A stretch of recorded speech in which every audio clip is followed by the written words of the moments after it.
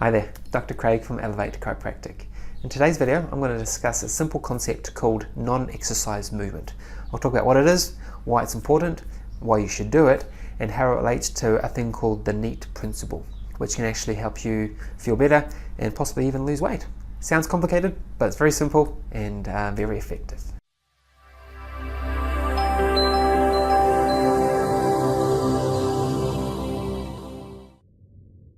So our lives are becoming more and more sedentary. We tend to sit at home, sit on the car on the way to work. Often we're stuck behind a computer or a desk all day. We sit at a couch at home, and we don't do as much exercise as we generally probably should do. And what the research has shown is that even if you exercise 3 or 4 times a week at a reasonably high level, that may not be enough to counterbalance the negative effects of a predominantly sedentary life. So there's this concept I want to talk about. It's called non-exercise movement, and this is basically any movement that you do that is not associated with traditional exercise. So things like the gym, running, team sports, and so forth. So these are things like walking to work, taking the stairs, not the elevator, making sure you have breaks during the day, and so forth.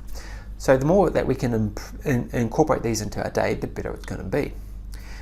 Then there's a concept called the NEAT, which is non-exercise activity thermogenesis, or NEAT for short. This was designed by a guy called Dr. James Levine, who wrote this book here, which is really good if you're interested in some of the stuff and the negative effects of sitting. But basically the non-exercise activity thermogenesis is basically the energy expenditure that you have by doing this non-exercise movement. So during the course of a day, we're going to have our energy expenditure, and that's going to be made up of our basal metabolic rate, or our general energy that our body expends, the energy that our body expends breaking down food, and then there's the exercise component. So that's your traditional exercise as well as our non-exercise movement. And basically, if we can increase the amount of that, and we take less energy in, so a better diet and so forth, chances are we're going to be healthier, we're going to lose weight, as well as we're moving more, which is going to be great. So this sounds like a complicated concept, but it's actually really easy. So let's go and have a look at some simple ways that you can incorporate some of this non-exercise movement into your day. So you want to add some more movement to your day. There's lots of ways we can do that, so let's look at a few. So let's say we're thinking about work. You can walk or cycle to work if you can. You can park a little bit further from the office so you can walk a little bit more.